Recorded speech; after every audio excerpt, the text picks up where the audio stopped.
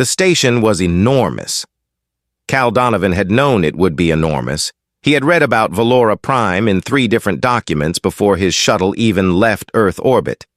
But knowing a thing and seeing it were 2 very different experiences. The station was the size of a small moon, lit from within by thousands of lights in colors he had no names for, and it hung in the black like something that had always been there and always would be. His shuttle was the size of a beetle next to it. Cal pressed his face close to the window for a moment, the way he used to do as a kid looking out at the mountains from the back seat of his father's truck. And then he sat back and picked up his bag and waited for the docking clamp to lock. He was 22 years old. Then he was from a small town in Colorado, where the winters were long and the summers were dry, and you learned early that the land did not particularly care whether you were comfortable. He had grown up hiking, hunting, fixing broken things with whatever was nearby, and reading anything he could find. He was not the loudest person in any room. He was usually the last one to speak and the first one to notice when something was wrong. Dr. Linda Marsh met him at the docking gate. She was the Earth Cooperative Liaison, a small, careful woman in her 50s with reading glasses pushed up on her forehead and a tablet in her hand that she was already typing on. She shook his hand without looking up. "Cal Donovan," she said. "Good. You're on time. That's already better than the last 2 candidates we sent." "What happened to them?" Cal asked, and she looked up then. "One requested reassignment after the orientation session. The other lasted 11 days. She paused. "They were both fine. It's just a very different environment." She studied him for a second. "You've reviewed the advanced curriculum materials I sent?" "Yes," Cal said. "And you understand that you'll be in a class with species from some of the most hostile environments in the Cooperative's registry?" "Yes," Cal said again. She looked at him a moment longer, then nodded and went back to her tablet. "Good. Follow me." Valora Prime was not beautiful in the way that mountains were beautiful, or the way a wide sky was beautiful. It was beautiful the way a very complicated machine is beautiful when every part of it is doing exactly what it should. There were corridors wide enough for a freighter, us open plazas where the ceiling was so high it felt like outside, and everywhere there were species that Call had only seen in files. A group of tall, gray-skinned beings with 4 arms walked past without looking at him.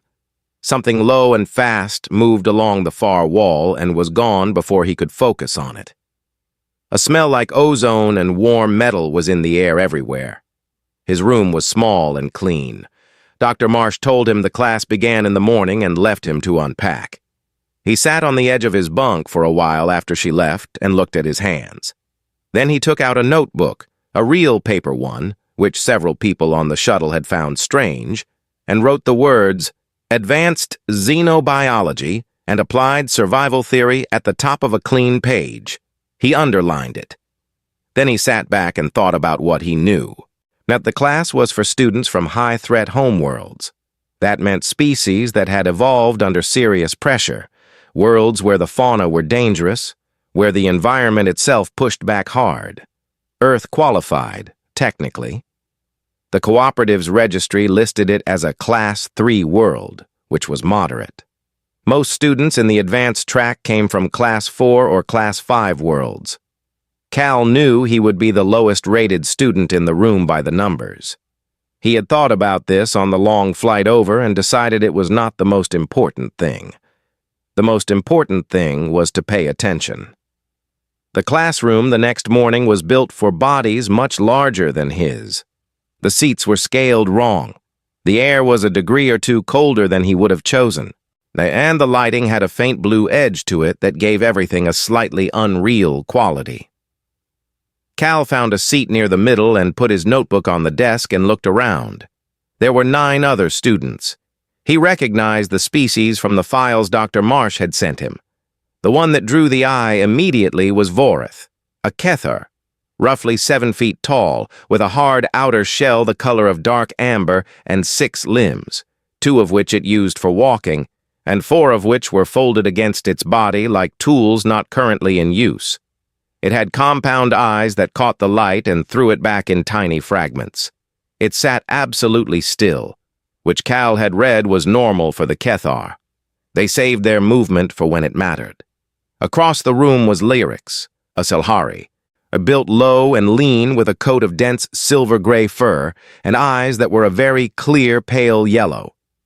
The Selhari came from a world that was essentially one long territorial war, and they moved like they were always aware of every exit in the room. Lyrics was already watching Cal when he looked at her.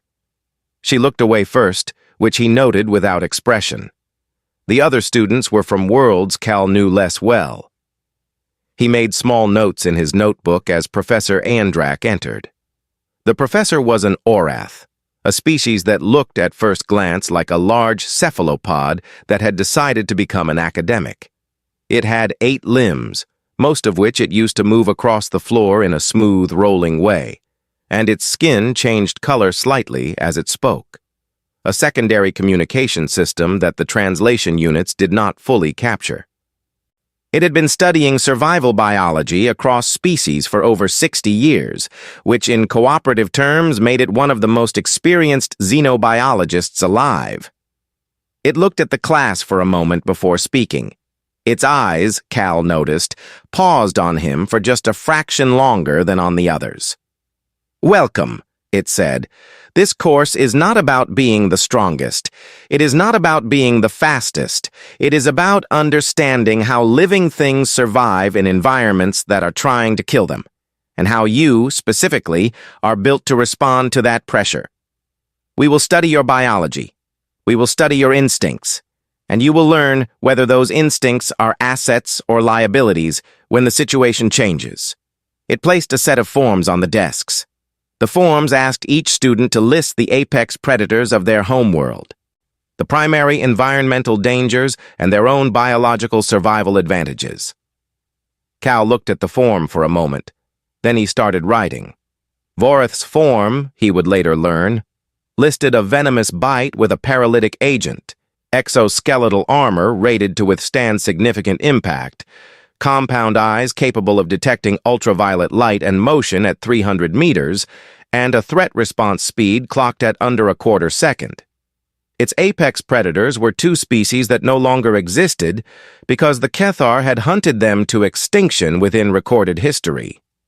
Lyrics listed retractable claws, a secondary joint in both rear legs for explosive burst acceleration, echolocation accurate to 40 meters in total darkness, and a territorial threat response that flooded her system with something functionally similar to adrenaline, but 3 times as concentrated. Her homeworld's apex predator was a pack hunter that the Selhari had domesticated as a weapon of war 6 centuries ago. Cal wrote, bears, mountain lions, wolves, rattlesnakes, extreme cold, extreme heat, altitude sickness, dehydration, infection from wounds, internal bleeding with no immediate treatment available. Under biological survival advantages, he wrote one word, adaptability. He looked at it for a second, thought about adding more, and then decided that was honest and left it. Professor Andrak collected the forms at the end of class and read through them as the students filed out. Voreth made a sound near Cal as it passed, a low, dry clicking that the translation unit rendered, with some uncertainty, as mild amusement. Cal watched it go. Before he left, Professor Andrak spoke without looking up from the forms. "Next week," it said, "we will have a guest, a Vithari hunter, one of the most studied predatory species in the cooperative. You will observe and take notes." A pause. "All students are welcome at the observation level, of course, if they feel the main floor is not comfortable." The room was already mostly empty. Cal was the only one still there to hear the last part. He took out his notebook and wrote, "Vithari." He underlined it twice. Then he went back to his room and requested access to the Institute Library database. He had some reading to do. Cal spent most of the week reading about the Vithari. The cooperative's database had a lot to say about them. They were native to a world called Veth Sur, that a dense jungle planet with almost no open ground where visibility at any point was roughly 4 meters, and everything that lived there had evolved to either hide very well or move very fast. The Vithari had evolved to do something else entirely. They had evolved to find things. They were large, roughly the size and weight of a draft horse, but long and low to the ground, built on 6 limbs, with a spine that could flex in either direction and a neck that could turn nearly all the way around.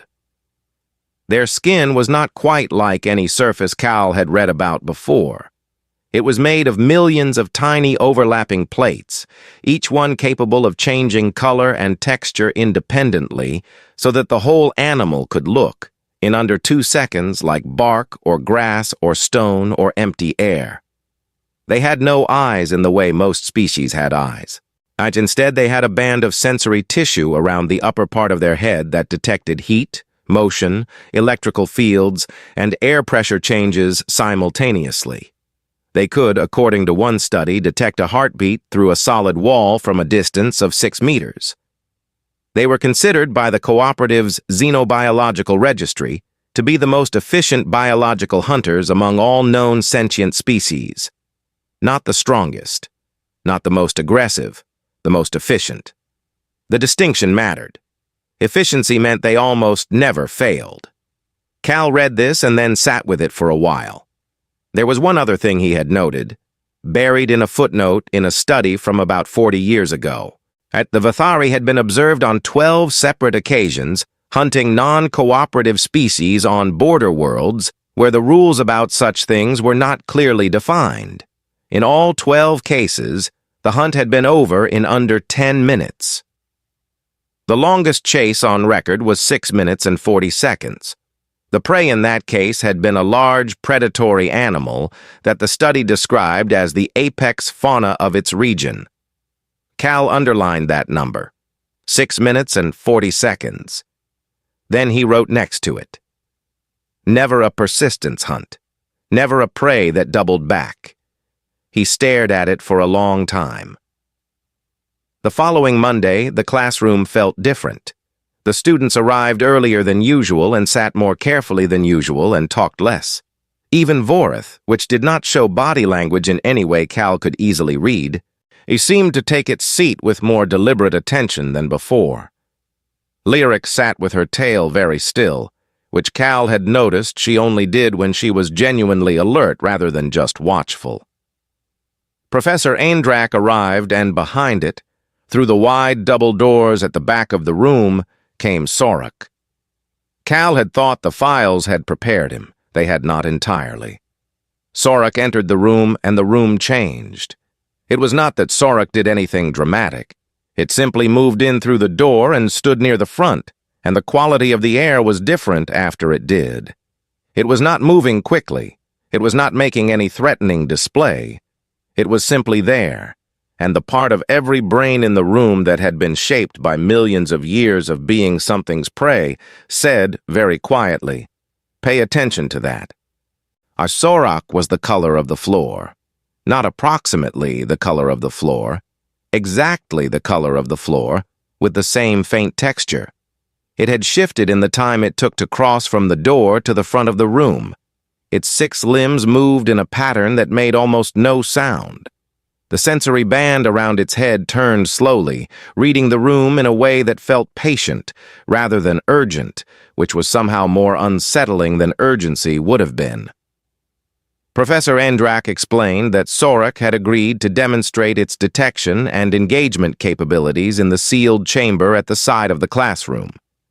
The chamber was a controlled environment, no actual danger to anyone, and a drone target would be used. Students were asked to observe and record their notes. The lights in the chamber cut to 0, complete black. As the drone was released, Cal heard it, a faint hum, moving fast. There was a pause of perhaps 3 seconds, then a sound, very brief, like something soft striking something else. The lights came back on. The drone was on the floor. Sorok was standing exactly where it had been when the lights went off. The translation unit registered the time, zero point 0.4 seconds from target release to target neutralization. The room was quiet. Professor Ayandrak invited questions. Lyrics asked about the kill radius, how large an area Sorok could effectively control. Voreth asked about the maximum range of the sensory band. Two other students asked questions that Cal didn't fully absorb because he was writing in his notebook and thinking. Then he raised his hand. Professor Ayandrak's skin did a small ripple of color that the translation unit did not attempt to render. "Yes," it said. "How does Sorok handle prey that doesn't stop?" Cal asked. His voice was even, the way it usually was. "Prey that keeps moving, that runs, that changes direction, that uses tools."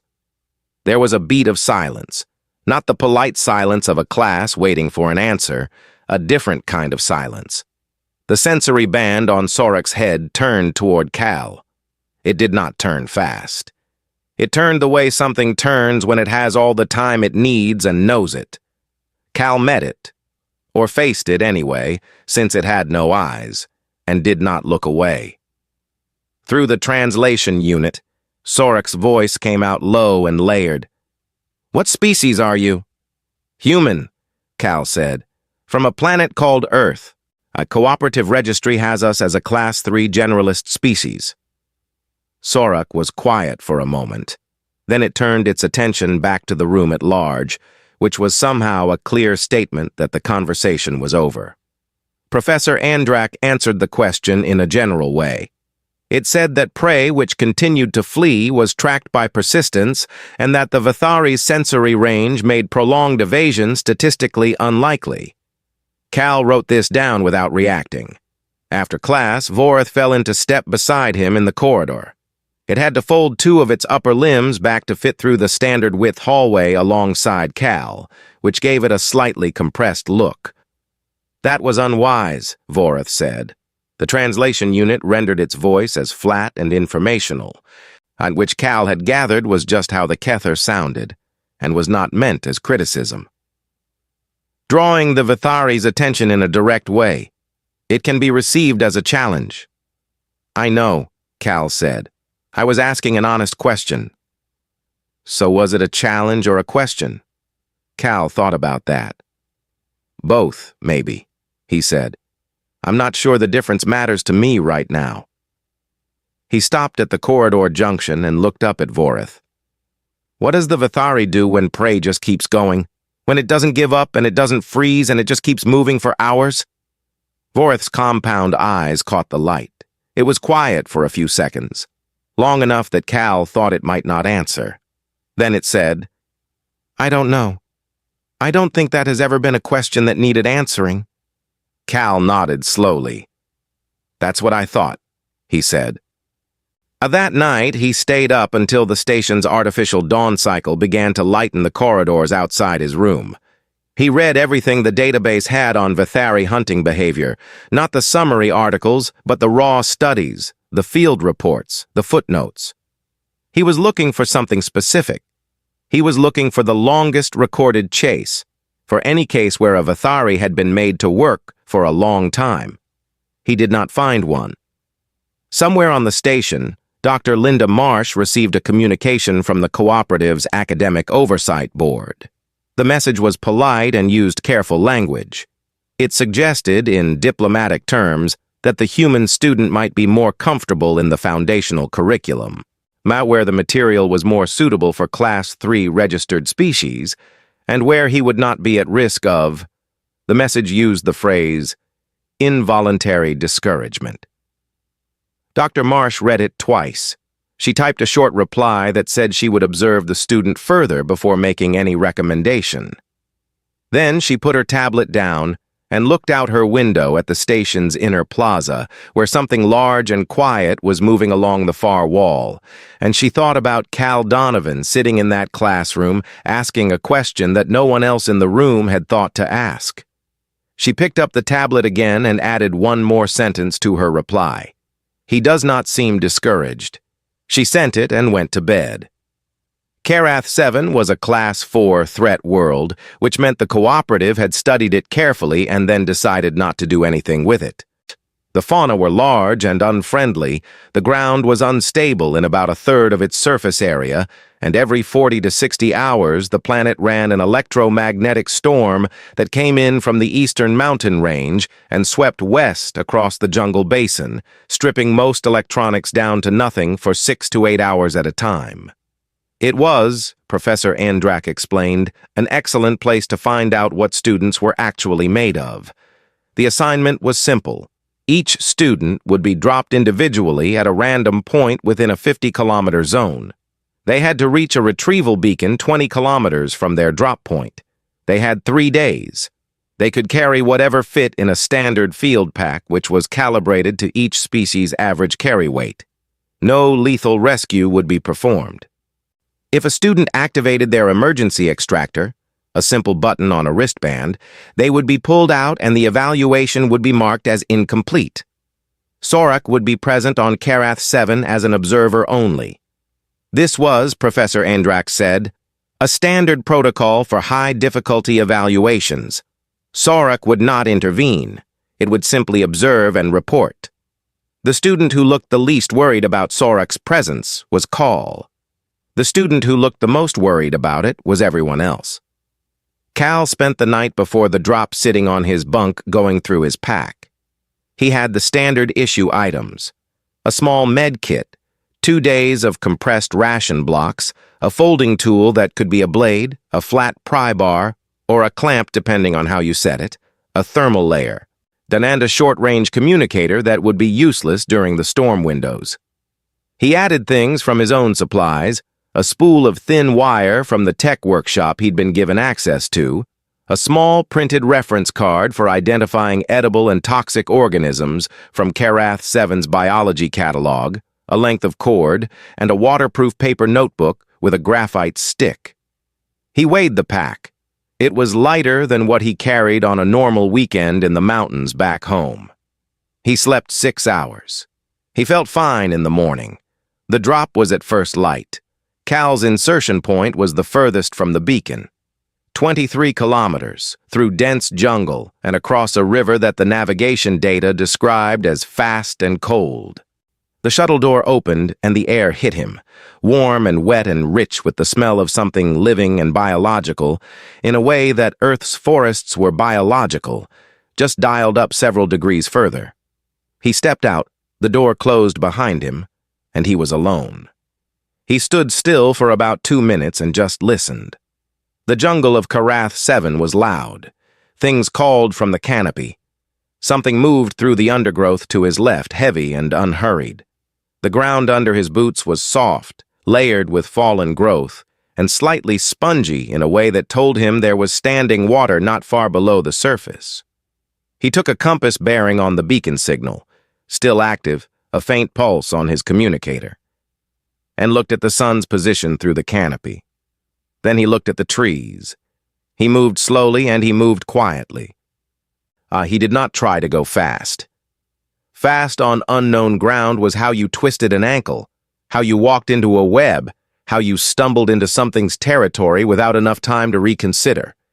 He placed each foot deliberately, testing the ground before his weight shifted fully forward, and he watched the space ahead and to the sides more than he watched the ground. By midday, he had covered 8 kilometers. He ate half a ration block without stopping, drank from a stream after running it through his filter cloth, and kept moving. He crossed the river at its shallowest point, which he found by walking upstream for 40 minutes until the channel widened and slowed. The crossing was cold and chest-deep at the center, and he emerged on the far bank with wet boots and kept going. An hour before dark, he stopped and built a shelter. Not because he was tired enough to need it yet, but because building a shelter in the last light was better than building one in the dark, and because he had learned a long time ago that the right time to prepare for something was before you needed to, not after. He used the cord to lash 3 horizontal branches between 2 trees at chest height, leaned a series of angled branches against them, and layered broad leaves over the top in overlapping rows until the rain test.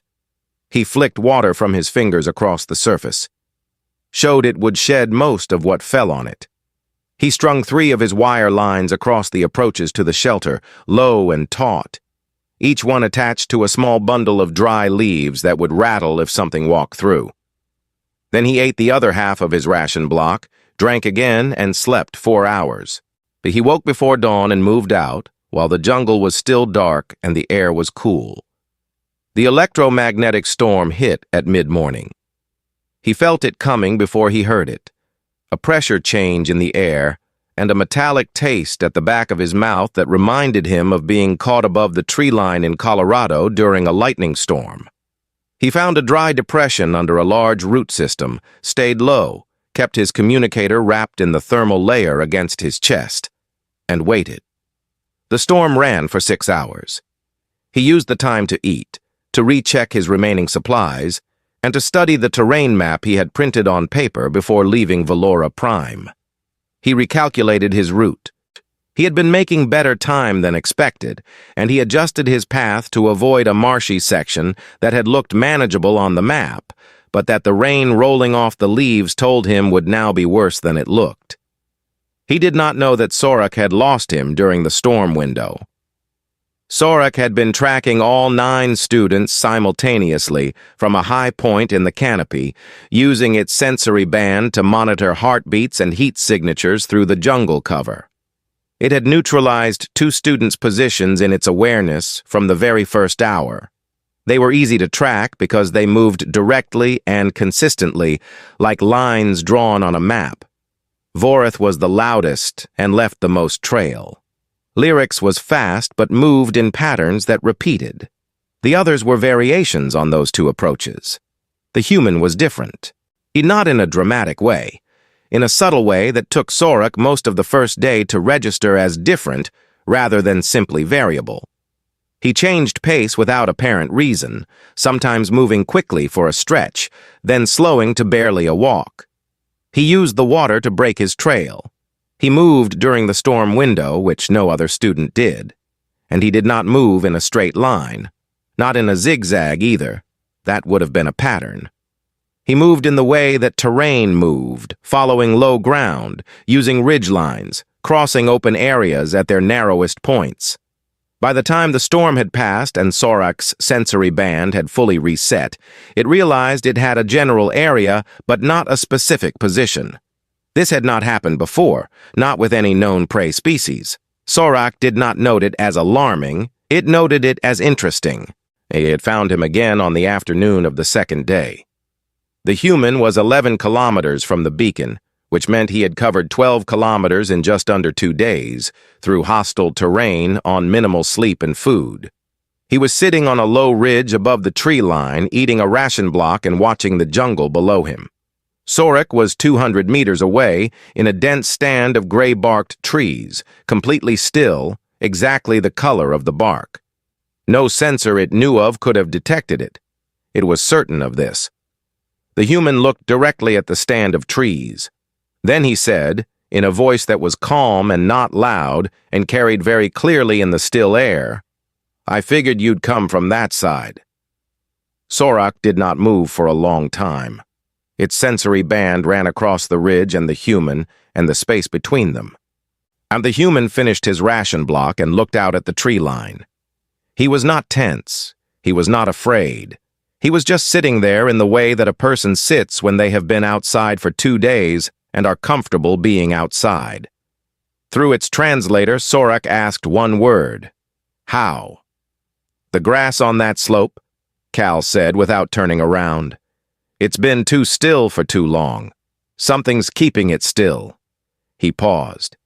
"You've been there about 20 minutes. Sorok processed that. Its sensory band ran over the slope. The grass was, in fact, still. It had been still, because Sorok was still. It had not occurred to Sorok that something would think to read the grass. Prey did not think about the grass. Prey thought about running or hiding or freezing. 200 kilometers away on the observation shuttle. Professor Aindrak watched the drone feed and did not speak for a very long time. On Valora Prime, Dr. Linda Marsh watched the same feed on her tablet and set down her coffee and did not pick it up again. Cal stood up, adjusted his pack, checked his bearing on the beacon, and started walking. Cal reached the beacon with 11 hours to spare. He sat down next to it and ate the last of his ration blocks and waited for extraction with the patient and unhurried look of someone who had finished a task and was simply letting time pass. He was the third student to reach the beacon. The two ahead of him had arrived more than a day earlier. They were from Class 5 worlds and moved through hostile terrain the way water moves through stone, fast and without hesitation. But Cal had been dropped the furthest out, and his effective distance covered was the longest by 4 kilometers, and when Professor Andrak published the evaluation scores back on Valora Prime, Cal's was the highest in the class, not because of speed, because of how few mistakes he had made. The scoring system measured resource use, route selection, environmental decision-making, and what the rubric called operational judgment, a term that meant something close to knowing what not to do and when not to do it. Voreth had not made the beacon. It had been moving well on the first day, but had run into a nest of Kareth burrowers, an aggressive colonial species the size of large dogs, and taken a bad gash across 2 of its upper limbs. The Kether exoskeleton was very hard, but not infinitely hard, and the burrowers had gotten under the edge of a joint. If Voreth had stopped the bleeding, continued another 3 hours, and then made the rational decision to extract. It did not talk about this much on the return shuttle. Lyrics had made it 15 kilometers before the second electromagnetic storm, the one Cal had navigated around using his paper map, had stripped her echolocation and left her disoriented in the dark. The Selhari's echolocation was not just a navigation tool. It was a primary sense, deeply wired, and losing it suddenly in an unfamiliar environment had not simply inconvenienced Lyrics. It had triggered something older and deeper in her brain than reason, and she had spent 40 minutes pressed against a tree in the dark before she managed to extract herself from that state and press the button. She had pressed it. Cal had read the debrief notes and understood and said nothing about it to anyone. 4 other students had extracted. 2 had reached the beacon. Back on Valora Prime, Professor Andrak gave no lecture the following week. Instead, it cleared the classroom of its normal furniture and brought in a long table and sat the students down and put their evaluation data in front of them, not in a way that ranked them against each other, but in a way that showed each student the shape of their own decisions. It then began what Cal would later describe, in a letter to his family back in Colorado, as the most interesting class he had ever attended. The professor started with what it called the persistence paradox, and it spoke slowly, and with the careful pace of someone who has thought about something for a very long time and is trying to find words that fit the thought exactly. It said, most apex species in the cooperative's registry evolved to resolve confrontation quickly, a fast kill, a fast chase, a fast escape. This made evolutionary sense because prolonged struggle used energy and created risk. A predator that killed in seconds was efficient. A prey animal that escaped in seconds was safe. The entire biological contract, across most of the known species, was built on brevity. Then it said, Earth did not follow this model. It pulled up records. Early human ancestors, it explained, creatures that walked on 2 legs and had no armor, no venom, no significant claws. No real speed advantage over most of the things they shared a world with, had survived by doing something no other species in their environment could do for as long as they could do it. They ran. Not quickly, but without stopping. The human body was built, in ways that were unusual and in some respects unique, to shed heat during sustained physical exertion. Most large animals on Earth overheated after extended hard effort. Humans did not. And so they had hunted by following, by staying on a trail for hours, by not letting an animal rest until it simply could not run anymore and then walking up to it. The class was quiet. Voreth's compound eyes had that particular quality of stillness that Cal had come to understand meant the Kethar was processing something significant. Professor Andrak continued. It said that beyond persistence in pursuit, humans had also developed tool use, fire, traps, poisons, weapons that extended the range at which they could neutralize prey, and social coordination that allowed groups of individually weak beings to bring down animals 10 times their size and much faster than any one of them. It said that Earth's megafauna in the epoch before modern human civilization had been very large and very formidable. It said that most of them no longer existed, not because of volcanic events or climate shifts, because of humans. Lyrics made a small sound that was not quite a word. Professor Andrak said that it had submitted a formal reclassification request for Earth to the Cooperative's Environmental Registry. It was requesting a revision from Class 3 Moderate to Class 4 Threat. The basis for reclassification was not the planet's fauna or geology. It was the species the planet had produced. It noted, for the record, that it had been wrong in its initial assessment, and that being wrong was a useful condition for any scientist who intended to keep learning. Then it passed a small handwritten note across the table to Cal. The Aurith wrote in a script that looked like nothing Cal had seen before, but his translation chip rendered it in plain text at the edge of his vision. I was wrong about the Deathworld classification. Earth is a Class 4 threat world. I am submitting the formal paperwork today. It was signed with a small ink impression of what his chip told him was the Aurath symbol for professional respect. Cal folded the note and put it in his notebook. He would pin it above his bunk that evening. After class, a Vorith fell into step beside him again. It did this more often now.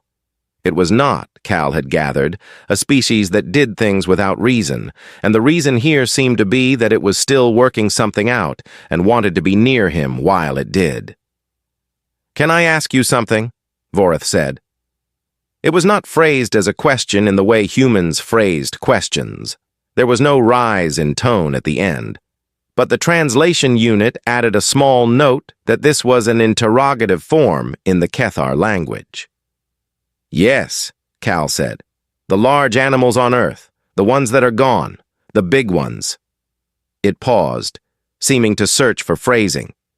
"Your species killed them, with basic tools, on foot." "Some of them, yes," Cal said. "It took a long time. But yes." Vorith reached into a small pocket in its carry harness and produced a tablet. It had pulled up an image. A reference illustration of a woolly mammoth next to a human figure drawn to scale. The mammoth was about 4 times the height of the human. Its tusks were longer than the human was tall. "With spears," Vorith said. It was not asking. "And fire," Cal said. "And by working together, and by being very patient." Vorith looked at the image for a long time. Then it said very simply, "Your species is very strange." "We get that a lot," Cal said. Vorith put the tablet away. They walked in silence for a while. It was a comfortable silence, which was itself something Cal had not fully expected from a 7-foot armored insectoid from a world where the apex predators were now extinct. But Vorith was a careful and honest being and seemed to extend those qualities to its assessment of other species as well. On another part of the station, a mid-level cooperative diplomat named Herrick Vell was composing a message to Dr. Linda Marsh. The message was longer than it needed to be, in the way that political message. The final evaluation of the semester was held in a sealed chamber deep in the Institute's practical wing. The room was large and white and empty, and in the center of it was something the students had not been told to expect. Professor Endrak called it a first contact simulation. The entity in the chamber, it had no name in the registry because it was not from any registered world, was a machine, technically, but built to behave like something alive. It moved through the space randomly, but it reacted to stimuli, and it had one simple and very clear objective: to locate and tag any moving body in the room. A tag was not lethal. It was a sensor touch. But if you were tagged, you were out, and your evaluation for that component was marked as failed. The entity was roughly the size of a large piece of furniture, It had no visible eyes or sensors, but it clearly detected motion and heat because it moved toward those things. It was not fast. It was thorough. And the room had no clear exit. The door was at one end, locked until a student found the release panel, which was hidden and unlabeled. Vorath went first. It assessed the entity for approximately 6 seconds and then moved. It was fast, and it hit the entity with enough force to move it sideways, which it clearly expected would neutralize the problem. The entity absorbed the impact, recovered, and tagged Vorath in the next half-second. Vorath stood very still for a moment, and then walked to the side of the room and sat down. 40 seconds. Total. Lyrics lasted longer. She was graceful in that room in a way that was a pleasure to watch. She moved along the walls, used the corners, kept her profile small and her speed variable. She found the release panel in under 3 minutes, which was faster than anyone else managed. But she could not open it without stopping, and stopping meant the entity's sensors could lock onto her heat signature. And when she stopped, it found her. She was tagged just as her hand closed on the panel switch. She stood there with her hand on the switch and looked at it for a moment, and then stepped back and sat down. 3 other students were tagged in under 2 minutes. One found the panel and got out. One was tagged immediately after entering because they moved toward the entity instinctively, the way a challenge response worked on their homeworld, and the entity did not respond to challenge displays. Then Cal walked in. He stood near the door for the first minute and did nothing that looked like anything. He watched the entity move. He watched where it went and how long it spent there and what made it change direction. His hands were in his jacket pockets. If the other students watching through the observation glass had been asked to describe what he was doing, most of them would have said, nothing. Lyrics, who was watching more carefully than the others, would have said, thinking. After about 5 minutes, Cal did something. He made a sound, not a loud sound. He tapped his boot against the floor twice, a regular beat, and then stopped. The entity moved toward the sound. He tapped again from a slightly different spot, 2 taps, same rhythm, and stepped away. The entity moved toward the new location. He tapped again. The entity moved again. He spent the next 6 minutes doing exactly this, making a small sound, moving away from it, reading how the entity responded, adjusting the rhythm slightly, watching whether the adjustment changed the response. He was building a picture of how it thought, if thought was the right word, by feeding it information and watching what it did with the information. By the end of the 6th minute, he had a pattern. The entity responded to sound faster from its left side than from its right, and when it turned to follow a sound, there was a window of approximately 3 seconds before its heat sensors had rotated to cover the space it had just turned away from. Cal tapped once to the entity's left. It turned. He walked through the gap on its right, crossed the room at an even pace, found the panel. He had identified it in the first minute, from across the room, by the faint difference in the wall panel's surface texture, opened it, and walked out. Total time, 12 minutes and 40 seconds, the only student to exit without being tagged. The observation room was quiet for a moment. Then Vorath said, in its flat and informational voice, "He spent 6 minutes doing nothing." "He spent 6 minutes learning," Professor Andrak said. After the evaluation, after the other students had gone back to their rooms or to the common area or wherever they went when they needed to absorb something, Sorok found Cal in the corridor outside the practical wing. It had been on the station for the full semester, attending lectures voluntarily, something it had apparently never done before, and it had been at the observation window for the final evaluation. Cal heard it before he saw it, which was unusual. Normally, Sorok made no sound at all. He thought after that it had made just enough noise to be heard on purpose, a courtesy.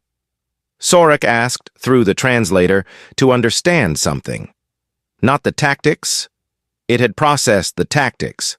It wanted to understand the logic underneath, the reason why. Cal leaned against the corridor wall and thought about how to explain it.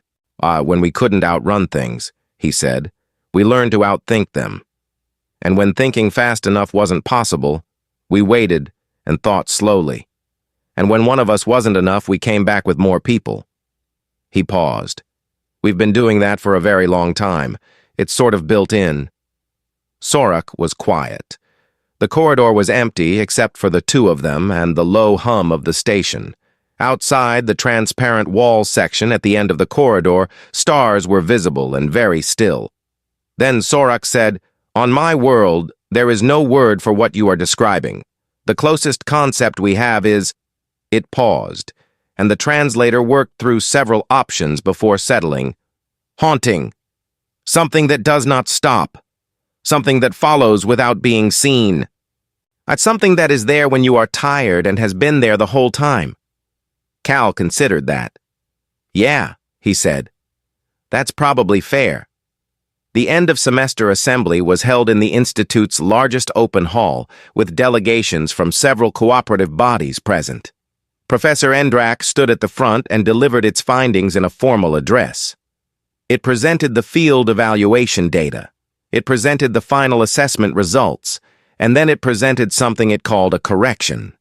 It said that Earth had been registered as a Class 3 world, meaning moderate threat level, generalist species, auxiliary cooperative status. It said this was wrong. It said the error was its own and the cooperatives, and it took responsibility for it clearly and without softening the words.